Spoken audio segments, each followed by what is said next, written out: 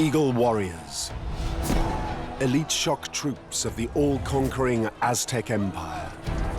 This is a society of warriors. Armed with shock weapons.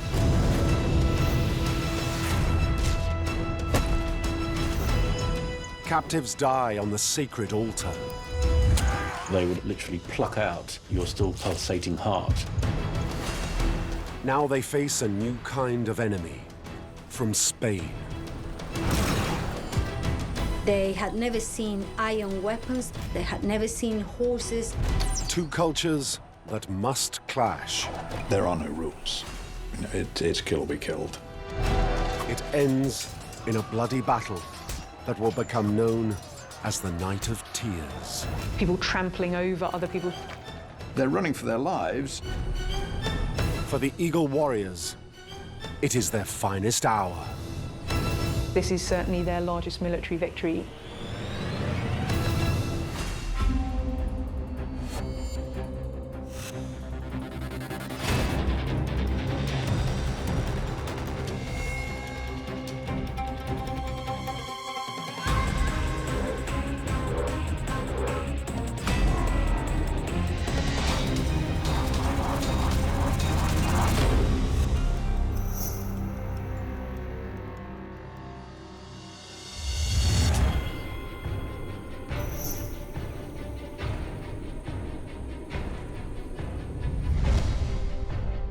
The mighty Aztec Empire is at its zenith.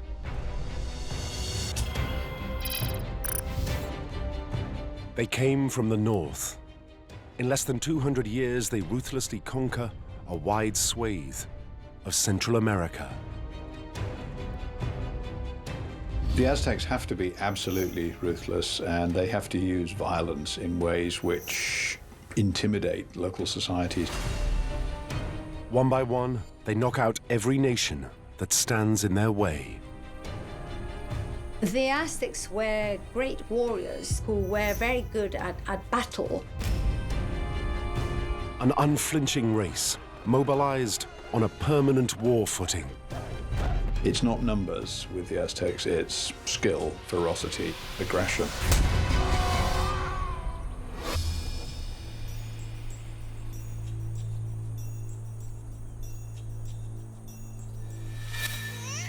Aztecs are literally born to fight.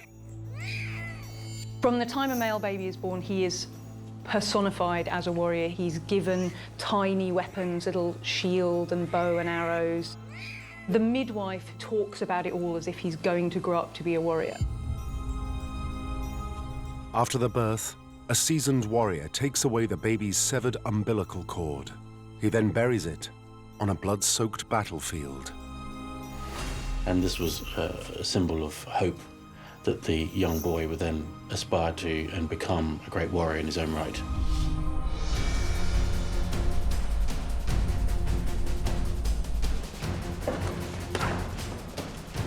Military training starts early. From infancy, boys are enrolled at the House of the Youth. Aztec education was tough.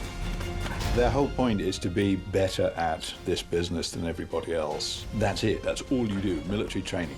From the beginning to the end, it's a complete military monastic life.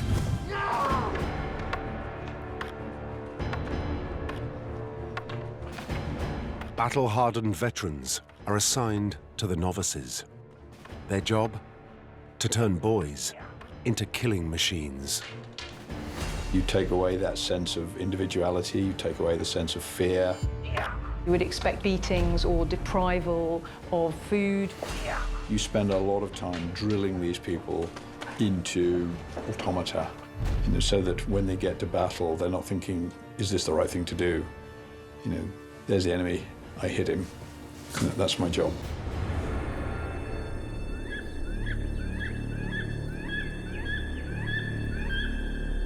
The Aztec way of war is unique. They deploy their troops in a highly unusual way.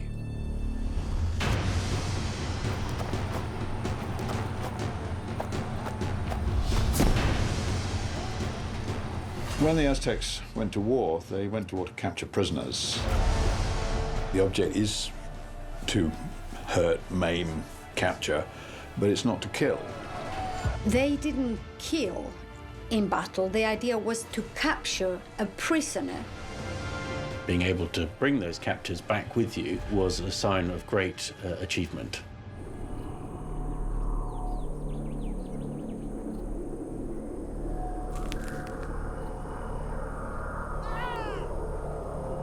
The key is to break prisoners, but keep them alive.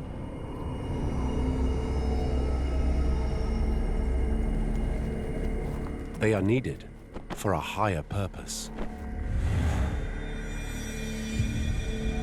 On the altar of the Great Pyramid towering over the Aztec capital, Tenochtitlan,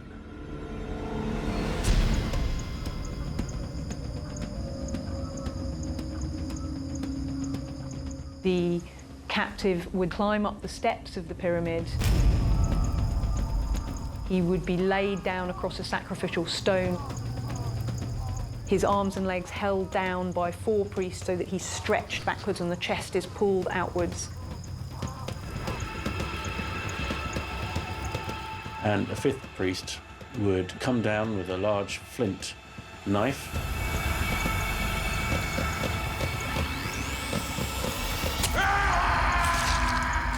and cut open your abdomen, reach inside and literally pluck out your still pulsating heart.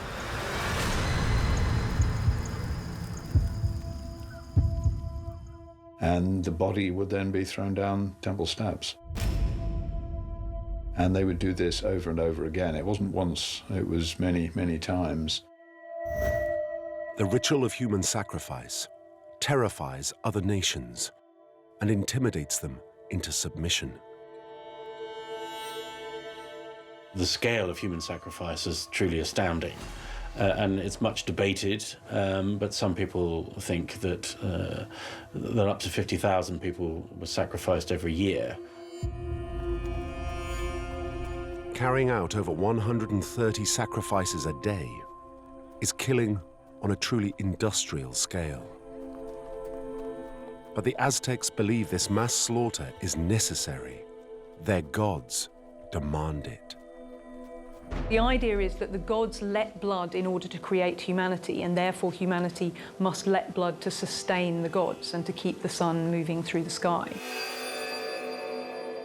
Failure to feed the gods will have one certain outcome. In the Aztec cosmology, if you don't continue regular and extensive human blood sacrifice, the sun won't come up, the crops won't grow, and we're all going to die.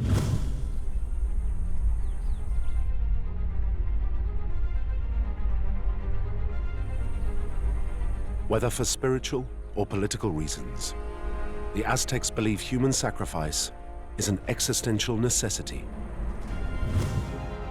It is so crucial that the empire develops a dedicated corps of special forces, trained to deliver captives, and lots of them. These men are called the soldiers of the sun. They are the Eagle Warriors.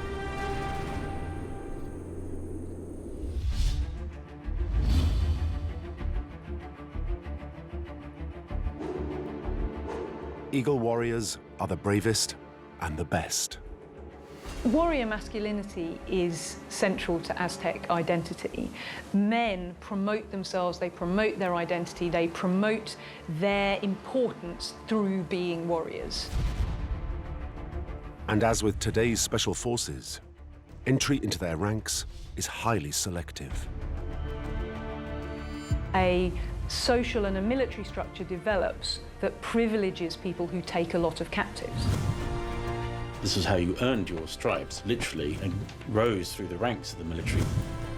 The more captives that they were brought to the capital, the more successful they were considered.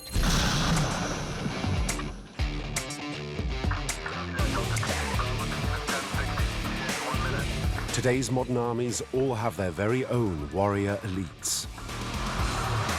Units such as the Special Air Service, Navy SEALs, and Delta Force all train recruits not only to kill, but also to take the enemy alive.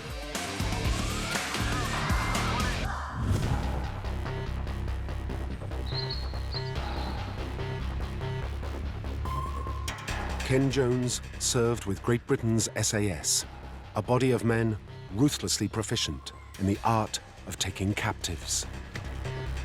Snatchers are an essential task of special forces units.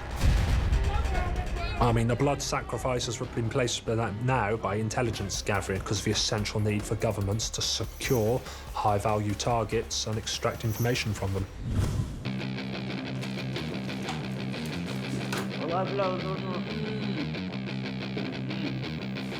And as it was for the Eagle Warriors, today's snatchers need a high degree of skill and courage.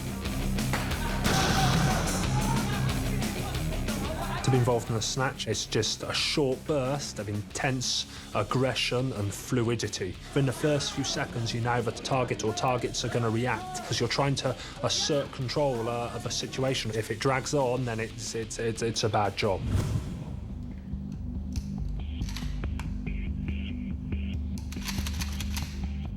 Eagle Warriors don't have the sophisticated weaponry available to today's special forces. But they are kitted out with a range of arms designed to not only kill, but also incapacitate, stun, and immobilize.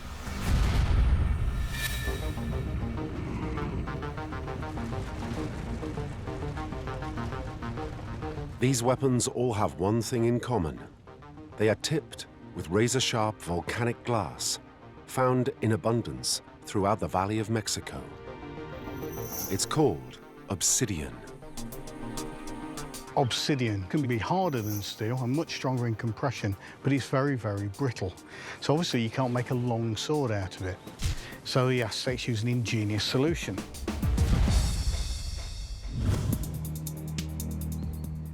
This is the macahuitl, which is the Aztec equivalent of a sword. It's basically shaped hardwood with channels cut into the side into which these sharp obsidian blades are fitted. This gives a razor-sharp cutting edge to a heavy club-like weapon.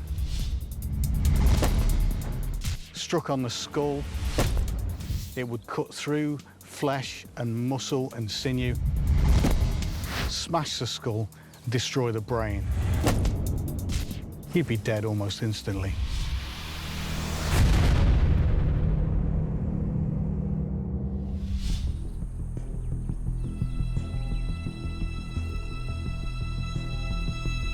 But to deliver victims for sacrifice, Eagle Warriors need weapons that don't just kill.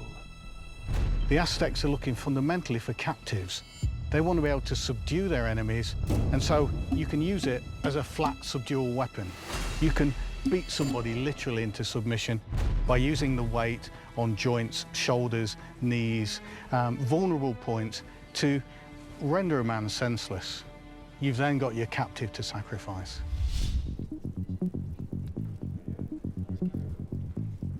The Aztecs also use obsidian to make a wide range of dart and arrowheads. They are lightweight, hard, and incredibly sharp. But these are worthless without a means of delivery. And in this case, the Aztecs used one of the simplest and most primitive forms of delivery, and that's this, the atlatl, or dart thrower. It's basically just a long piece of wood. In this case, it's been selected from a branch for its curve, so it fits the hand. And then a slot and notch is cut in to take the dart. It's very simple physics. All the atlatl does is extend the length of your arm, and that doubles the force I impart to the dart.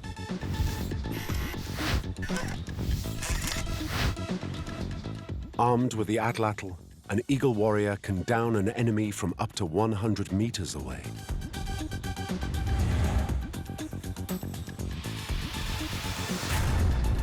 If they strike in the throat or the heart if you're unarmored, then they're going to kill.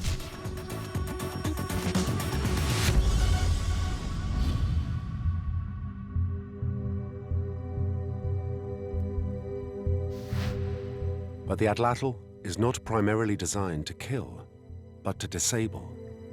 Their biggest effect is going to be to incapacitate and as a nuisance. In arms and legs, they're going to render the limbs useless. You can't run away, you can't fight back. You're injured, but you're not dead.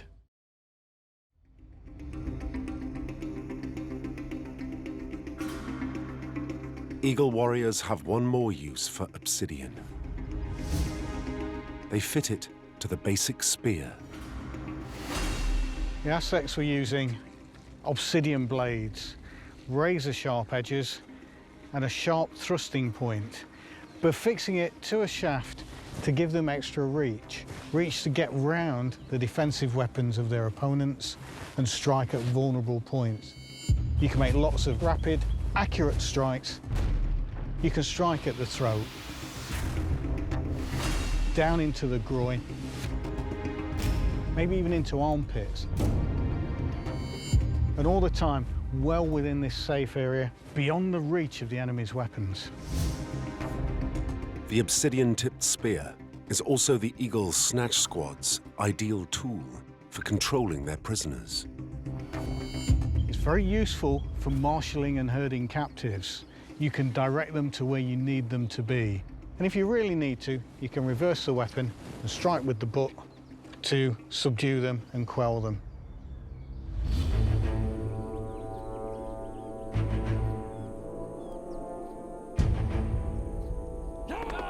Armed with their extensive range of weaponry, the Eagle Warriors have come to dominate Central America. But soon, they will face a foe the like of which they can't even imagine.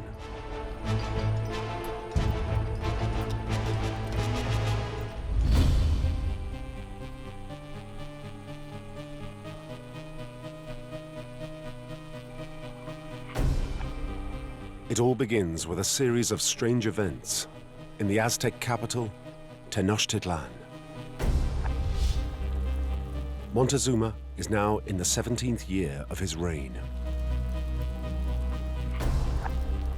He presides over an empire that has never been bigger and never been stronger. But this all-powerful ruler is a deeply worried man. The Aztecs were a culture that believed in omens, and there were 12 omens indicating that some kind of terrible catastrophe was going to happen. Streaks of fire are seen shooting across the night sky. It is reported water in the lake surrounding the city has suddenly bubbled and boiled over. For no apparent reason, temples have suddenly caught fire and burnt to the ground. It's hard to imagine what they would have made of this other than being pretty terrified.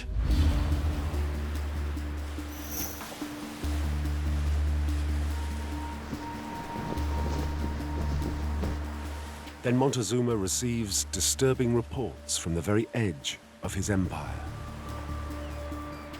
A mysterious force of what are described as floating castles have been spotted approaching the east coast.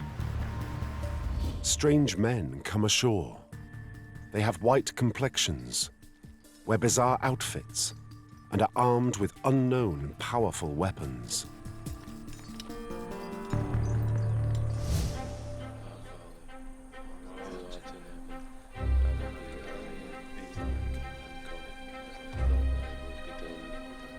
Hernán Cortés and his small band of conquistadors land on the mainland of America on Good Friday, 1519.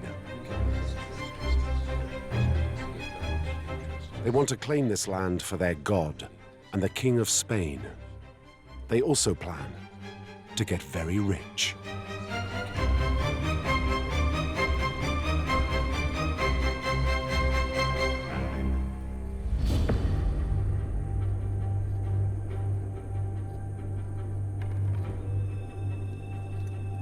But the Spanish are being tracked.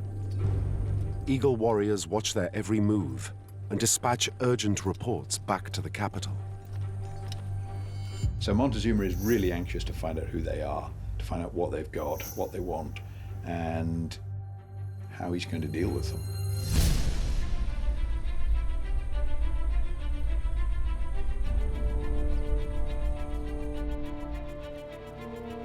The emperor assembles his full war council to work out a plan of action. Montezuma would have been surrounded by his closest and most senior advisors. Many of the senior councils were comprised of senior military figures, so Eagle Warriors would almost certainly have been part of those councils.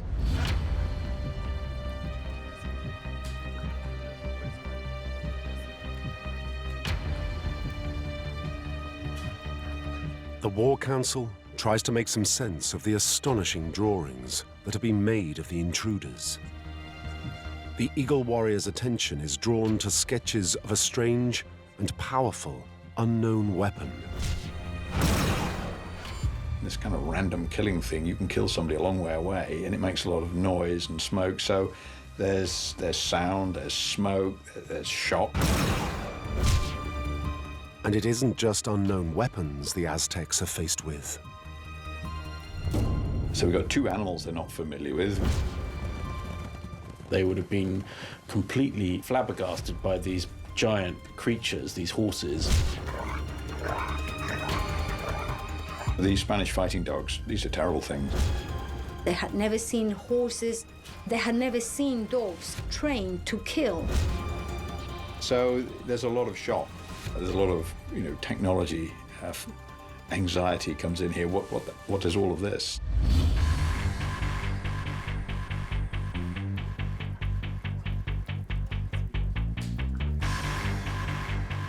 But Montezuma's younger brother, Cuitlahuac, isn't a man easily rattled.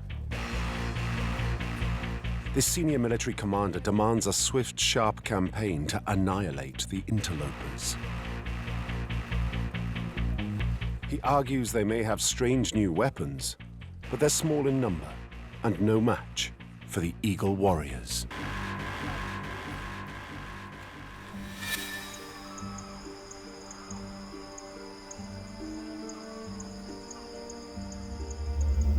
But the Aztec world is dominated by religion. As the ultimate theological leader, Montezuma is determined to find a spiritual explanation for the arrival of this strange force. And it's the Spanish helmet his spies have acquired that catches his attention. Some reports suggest he sees a resemblance to the headdress of the god Huitzilopochtli.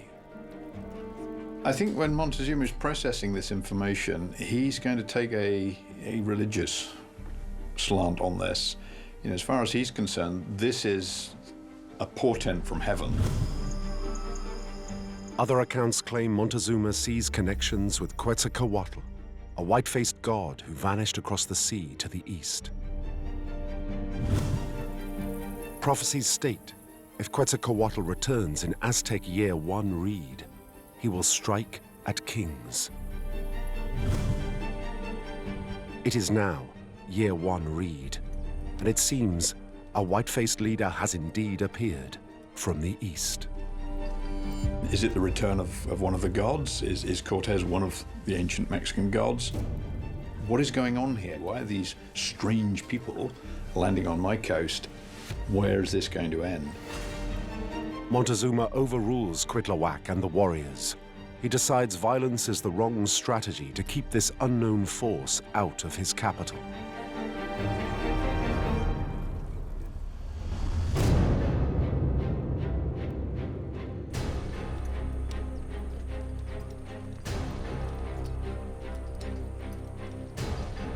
Ambassadors have suggested that there is one thing that these strangers value above all: gold. And so Montezuma makes the decision to buy them off. Cortés was presented with beautiful gold presents. It's the last thing Montezuma should have done. They thought, well, this is interesting. We're onto a good thing here. We want more of this. The Spanish just keep coming, heading straight for the Aztec capital. The more Montezuma promises them, the more they understand must be there. If he can give us all of this, what else has he got? That's how he ends up with Cortés on his doorstep.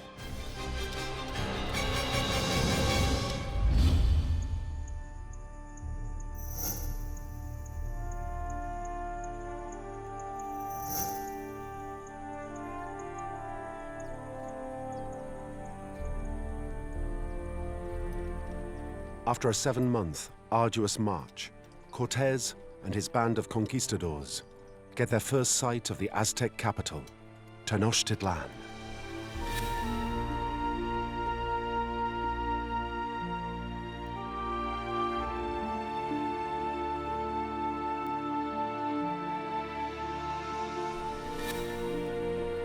They have never seen anything like it. It's only when they get to Tenochtitlan they can see the sheer scale of what the Aztecs have. The conquistadors were absolutely impressed with the beauty of the city of Tenochtitlan. A city surrounded by buildings built on a lake with overlooking volcanoes, covered with snow. The awestruck Spaniards make their way across the causeway separating the capital from the mainland. It is almost certainly the largest city any of them have ever seen, perhaps 250,000 people. A city bigger and better than those of Seville and Granada.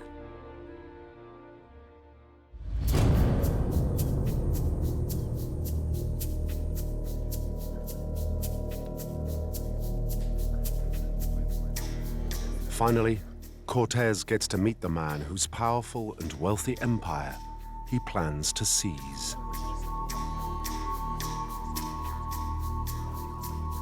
Spanish accounts state there was now an exchange of gifts with Montezuma. Historians disagree over whether Montezuma receives Cortés as a god or as a respected ambassador of a mighty foreign empire. However, there is no doubting that the emperor now rolls out the red carpet for the conquistadors. Moctezuma was giving the best he could offer to Cortés and to his soldiers. He offered the palace of Axayacatl. The Spaniards were very welcomed by the Mexican king.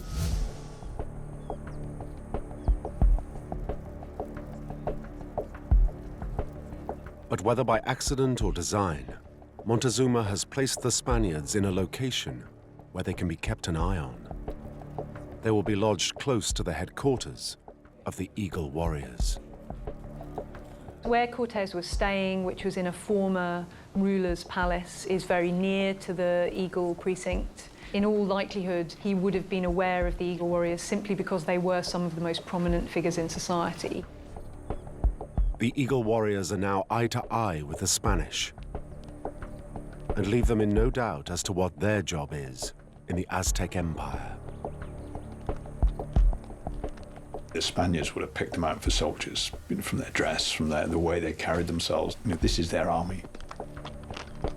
And just two rough street gangs eyeing each other up.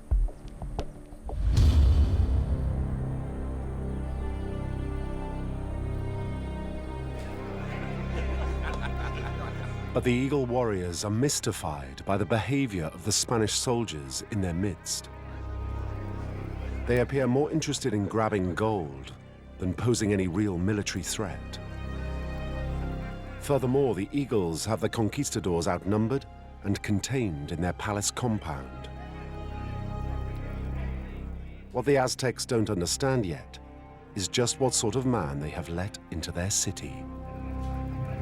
There's no doubt that Cortés was a very clever, strategic thinking soldier. He realized that they were in a very difficult situation, but he also realized that there were enormous riches and rewards to be had by staying put.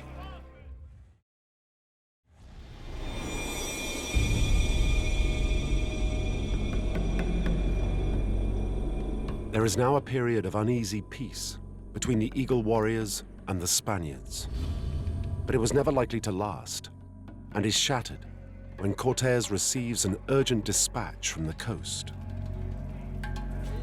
7 of the conquistadors' comrades in arms have been attacked and killed, and they have died the Aztec way. The Spaniards were taken captive, bound, and forced up to the altar. Once there, their hearts were ripped out.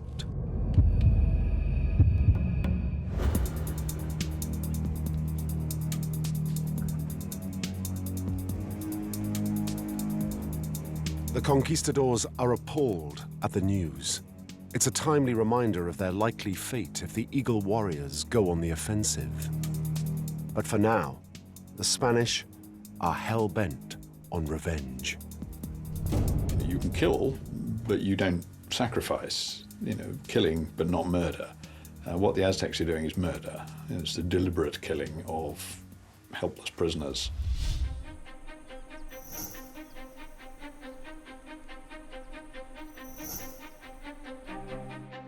But the canny Cortés channels his men's anger in a clever way. He leads an armed deputation to the royal palace. He wants to seize himself a hostage, and not just any hostage. One of the masterstrokes that he had was to carry out the kidnapping of Montezuma. Cortés was very clever because he was saying, it's not me that wants to keep you here. I would let you go back today if I could, but it's all my captains that they're crying for your blood. I'm really looking after your best interests. It's unclear why Montezuma finally does give in to the threats of Cortés. But comply he does, and the mighty emperor allows himself to be marched off and placed under effective house arrest. In order to use Montezuma effectively as a puppet ruler, though, there has to be a degree of consent. And whether that's obtained through fear or through a need for cooperation is hard to tell.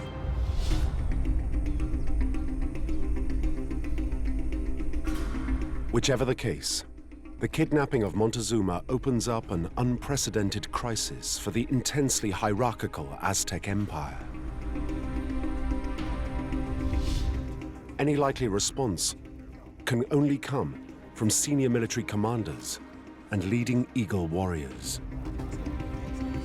It's possible, of course, that there was actually quite a lot of dissent amongst people like the warrior leaders. You can't imagine these great, brave, military figures standing round and allowing the Spanish to obviously dominate.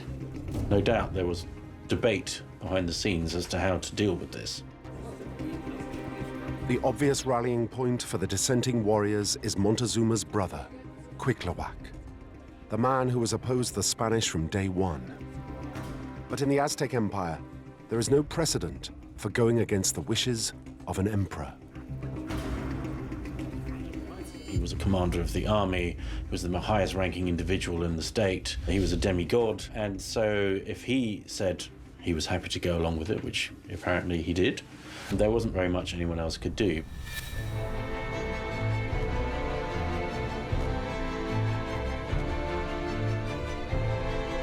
To add insult to injury, Cortés now demands the keys to the Totocalli, the empire's vast treasure house. This is what the Spanish have crossed the seas and risked their necks for. Jewelry, precious stones, and gold. Huge amounts of gold.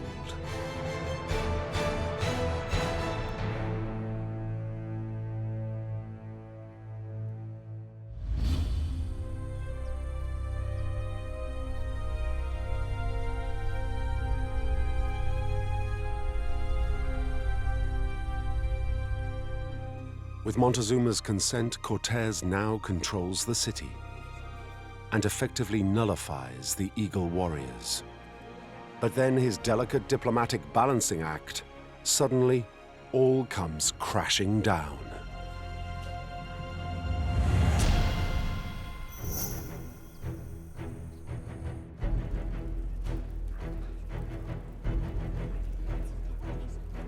Cortés returns from a mission to the coast to find Tenochtitlan in open revolt.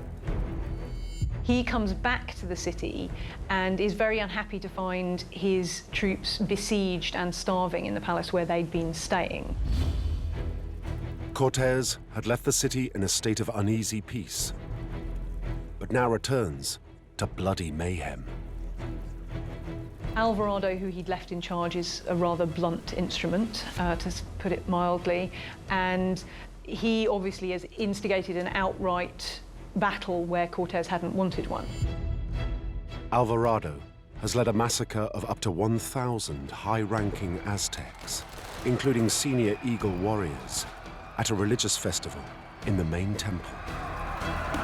In the middle of this festival, he decided to attack and massacre the participants, which caused huge consternation and disquiet in the city, as you can imagine.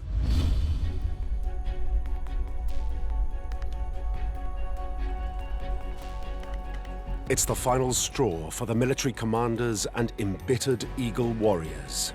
Finally, they decide this is the time to fight back. High-ranking individuals have decided that Montezuma is a lost cause. His authority is being undercut, his role as a representative of the gods is being undercut. Well, they decided that they would just give up on him. They replace him even though he's still alive, and that's almost unheard of. For the Eagle Warriors, there is only one contender for the top job, the hero of countless wars, Cuitlawak.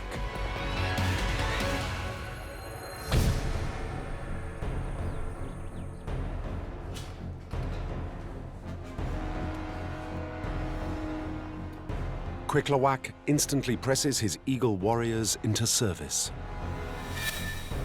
And they have the Spanish just where they want them, holed up and surrounded in their palace, located in the center of the city. The Spanish are trapped in the palace. They're running out of all the things they need. I don't think we can have any doubt that the Spanish are absolutely in fear of their lives. Part of that was the realization that they were up against a very slick fighting machine.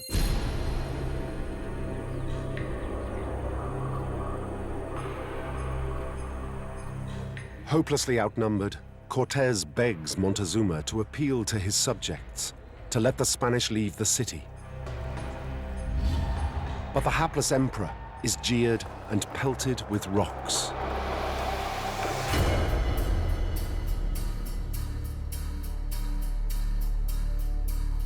Montezuma is mortally wounded. Cortés now has a grim choice to make. He must either fight against the overwhelming odds or surrender with the inevitable consequences. They slept with their armor on, they slept with their horses saddled and bridled, ready to escape. They knew that they were in a very perilous situation.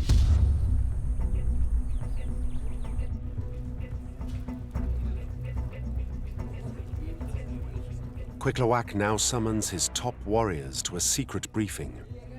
He reveals his strategy for annihilating the invaders. They will starve the conquistadors out into the open, where they will have to stand and fight. If they choose to make a run for it, the warriors will be ready. Part of their strategy is to make the exit from the city as complicated and as difficult as they can. The city is surrounded by a wide lake. The only way out is across one of the 5 causeways connecting Tenochtitlan with the mainland. The Spanish are besieged in their palace, just off the central temple precinct. The most direct way out of the city is to head west for the Tacuba Causeway and use it to retreat to the mainland. But Cuitlawak has a surefire way of cutting off the escape route and ensnaring them in the city. They remove a lot of the bridges that allowed people to cross over the causeways and the canals. They would have worked out that this was going to be a very dangerous place to get trapped in. And if the Spanish do manage to make it as far as the breached causeway, the Eagle Warriors will be ready to go in for the kill. That's when they see it's their moment to pick off the retreating troops. It's a lot easier to kill people if you're knocking them into the water. It's an obvious place for an ambush.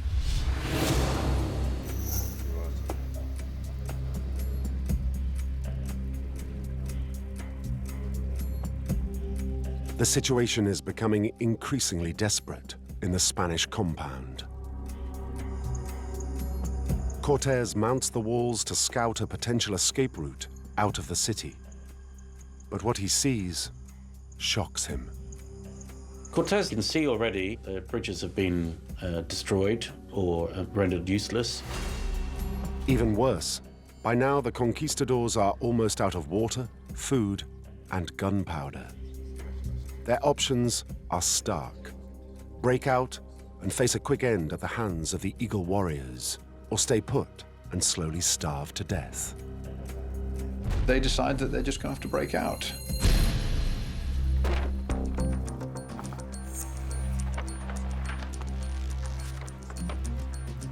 Cortés may be trapped, but this Spaniard is not going down without a fight. He orders his men to rip down the wooden beams from the roof of the palace. They lash the spars together. They hope this makeshift bridge will span the gaps in the causeway. The conquistadors are almost ready to break out, but first, they have one final all-important job. It tells us a lot about them that before they break out, they divide up the gold and every man has his share. And a lot of the soldiers loaded themselves up with this gold. I mean, why wouldn't they? It was too good an opportunity to miss.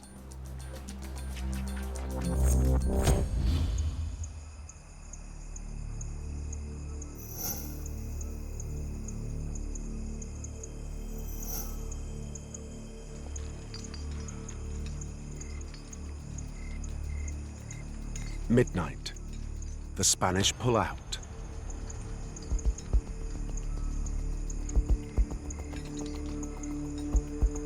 Unimpeded, they make their way stealthily through the city and head due west towards the Tacuba Causeway. They start to escape at night. This is a city with very regular, very straight streets. It wouldn't be terribly difficult to find your way to the causeway from the central precinct.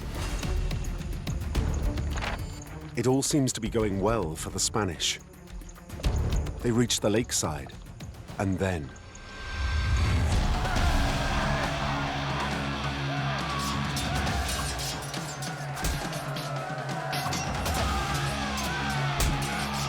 The Mexicans were ready to kill as many Spaniards as they could. The Eagle Warriors soon put the portable bridge out of action. Now they have the Spanish trapped all along the causeway. They're, of course, at an incredible tactical disadvantage, being attacked from all sides while they're trying to escape across these narrow causeways.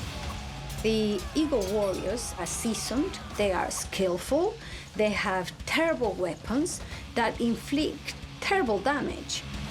However good your armour is, it will only take you so far against incredible weight of numbers. Despite their sophisticated weaponry, the Spanish are now cut off by the Eagle Warriors. The Spanish had to wade through and jump over these gaps, these canals, where the bridges had been taken away. And then it descends into chaos. People trampling over other people to try and cross the gaps in the causeways. The Spanish now pay a high price for their lust for gold. They're running for their lives and they're carrying a large weight of gold with them. So either they're unbelievably brave or unbelievably stupid. And a lot of them actually came to grief because the weight of the gold in their clothes just dragged them to the bottom of the water and they drowned.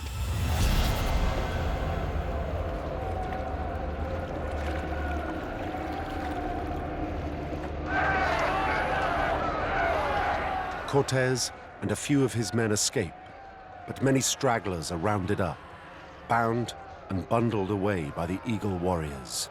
They know exactly what to do with their captives.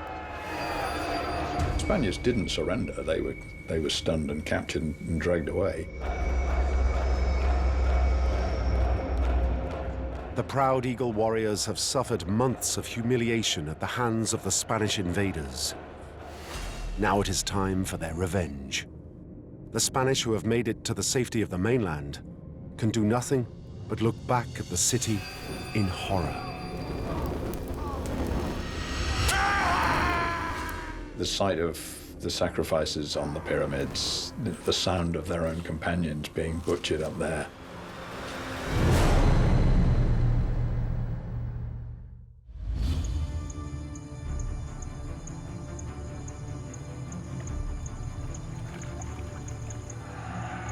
The Eagle Warriors have wiped out most of the army of Cortés and retrieved the bulk of the looted treasure.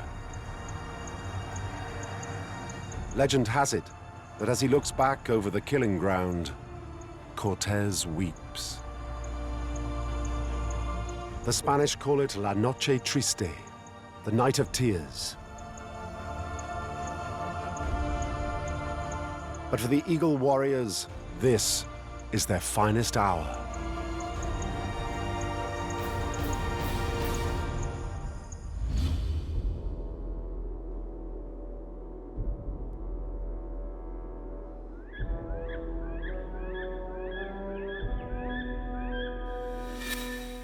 Within a year, Cortés raises a new army and once again marches on Tenochtitlan.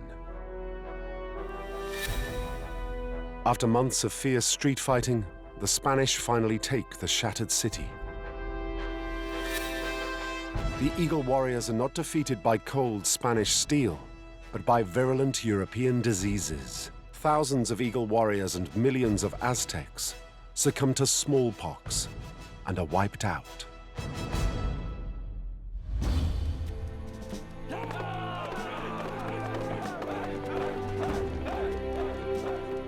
History often dismisses the Aztec warriors as hopelessly ineffectual when faced by the Conquistadors. However, it is clear that on La Noche Triste, the Eagle Warriors routed the Spanish, then the most powerful nation in Europe. During the period of the Spanish conquest, this is certainly their largest military victory. I don't think there's any doubt that the expulsion of the Spanish from the city following the events of the Noche Triste was a major victory for the Aztecs. The Noche Triste was I think, a tactical victory for the Aztecs. They defeated the Spaniards, but the Spaniards got away.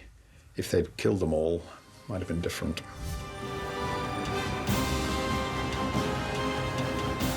Today, the Mexican capital stands on the ruins of one of the most fabulous cities ever constructed, and on the bones of one of the most powerful fighting forces ever raised, the Aztec Eagle Warriors.